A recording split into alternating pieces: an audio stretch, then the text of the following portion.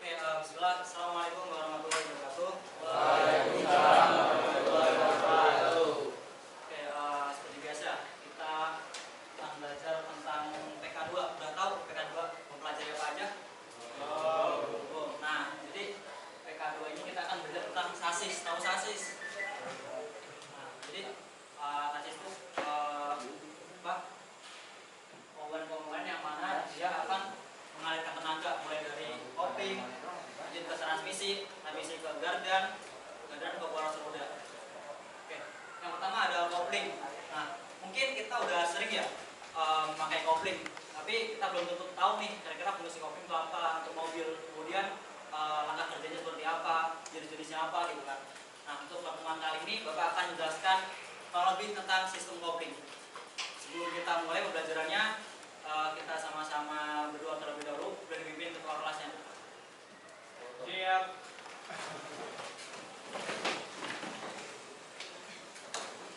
Berdoa dimulai.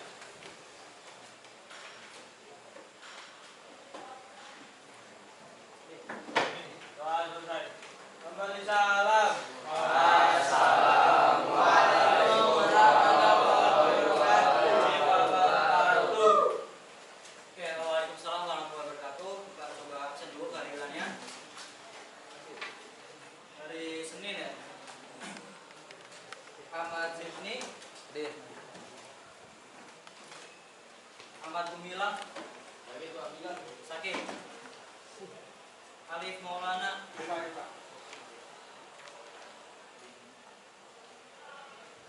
Alta Ramadan, Ananta Asko,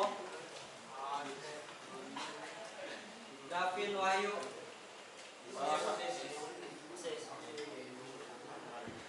Denis Syafiran, Edista Saki, Farel Topan, Saya Pak. Faris, Firdan, Kamar mandi Pak. Gali Respati, Hamza Firdaus, Muhammad Fatir,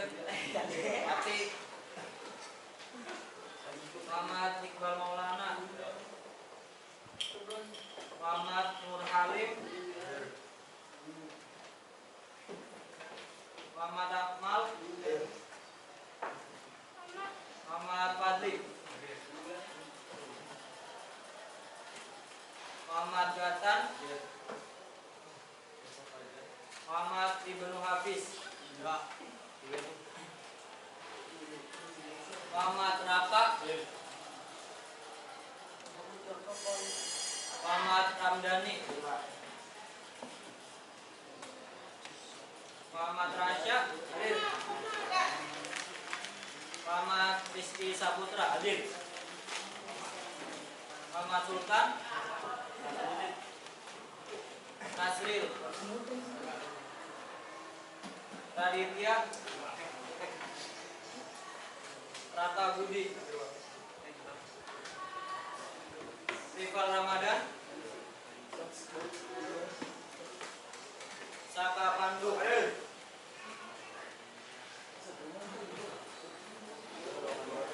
Rasa Ardiansyah, Tio Satrio, Yesa. Ada yang belum dipanggil namanya? Udah semua? Udah Pak? Saya belum. Oke, ini kita belajar tentang kopling, sistem kopling ya. Dari belakang kelihatan? Kelihatan. Nah, ada yang tahu fungsi kopling sendiri apa? Ada yang pernah bongkar kopling? Bisa pernah? Oh, kalau praktek apa? Isinya bongkar apa? Engine apa? Engine.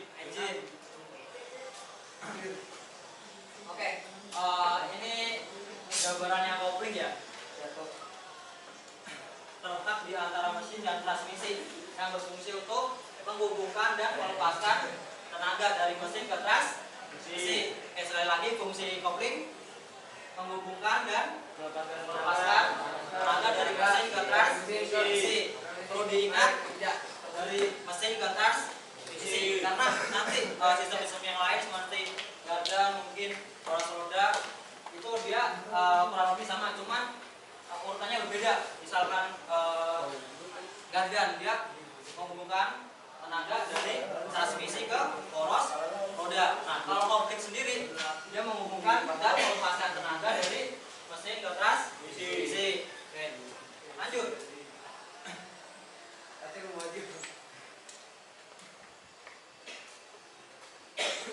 Sebelum masuk ke komponen kopling, kita masuk dulu ke jenis-jenis kopling. Nah, secara garis besar jenis-jenis kopling dibagi menjadi dua, yaitu yang pertama kopling mekanik, yang kedua kopling hidrolis atau hidrolik.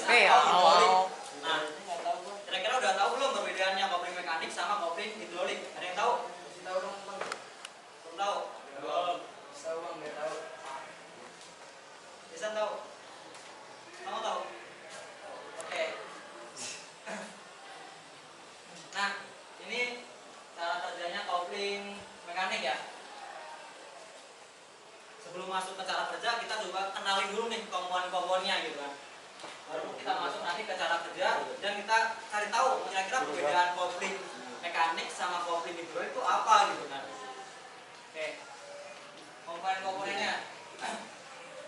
Yang pertama ada tutup kopling.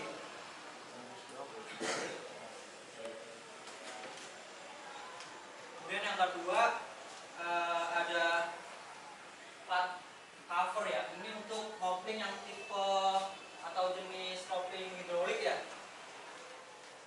Biasanya dia juga ada disertai release box atau kabel kabel pengantar gitu kan. Ini untuk plat koplingnya. Di sebelah plat kopling ada pedal kopling. Totek. Nah, mungkin agak kurang jelas, tapi untuk gambarnya coba Bapak jelasin ya. Ini